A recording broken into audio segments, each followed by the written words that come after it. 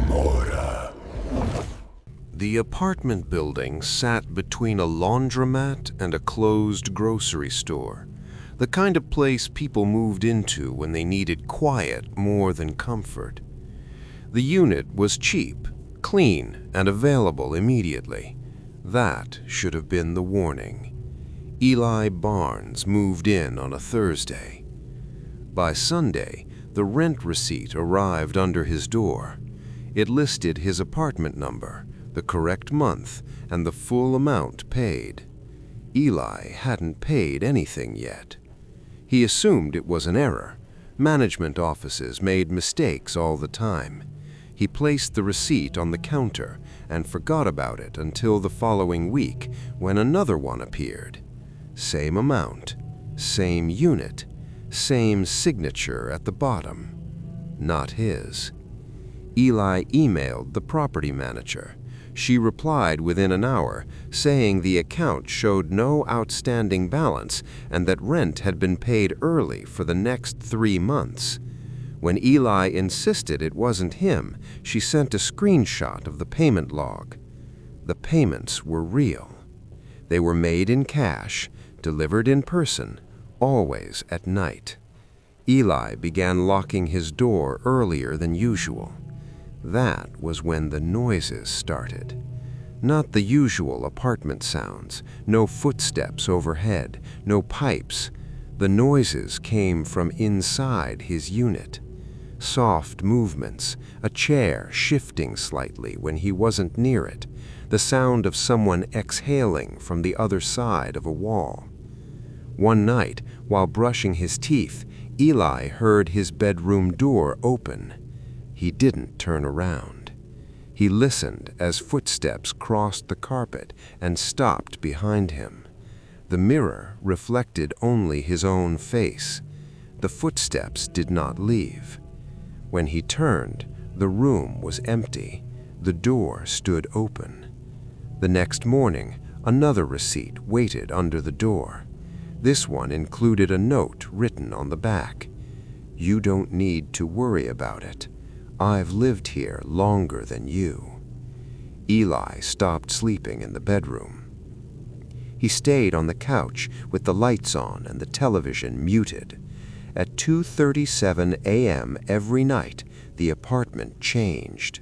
The air grew heavier, pressing down on his chest.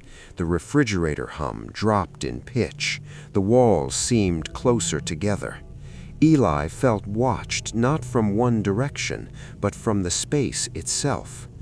On the 5th night, the television turned on by itself. The screen showed static, then slowly resolved into a grainy security camera feed. Eli recognized it immediately. It was his apartment. The angle was wrong, too high, as if mounted near the ceiling. The feed showed the living room from above.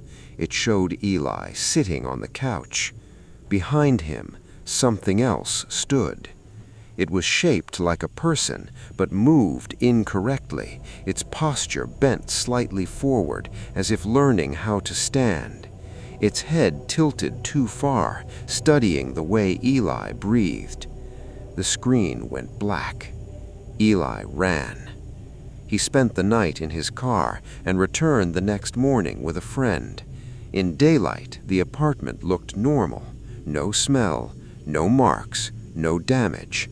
The property manager insisted nothing was wrong and reminded him that rent was already paid. Inside the bedroom closet, Eli found something new. Names carved into the wall. Dozens of them. Each name had a date beside it. Each date ended the same way. Moved out. Except one. The last name at the bottom had no end date.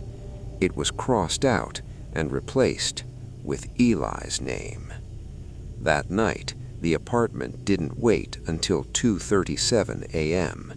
The lights flickered as soon as Eli stepped inside. The door locked behind him on its own. The air thickened instantly. He heard his own voice speak from the bedroom. Not words he was saying, words he remembered.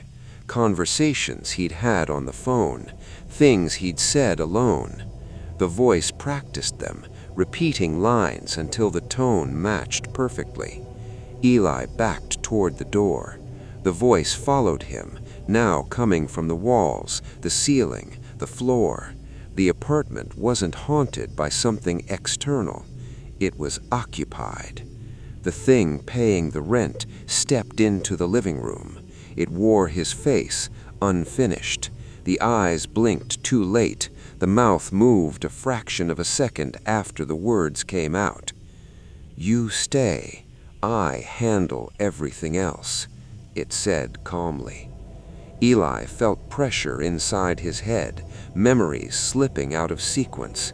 He forgot where he worked, forgot his last name, forgot why leaving mattered. The thing smiled, adjusting. In the morning, the property manager received another payment. On time, in cash, signed neatly. Eli Barnes continued living in the apartment. He answered emails, he went to work, he smiled when spoken to. And at night, when the apartment relaxed its grip, something else stood in the bedroom, learning how to be human just a little bit better than the tenant before it.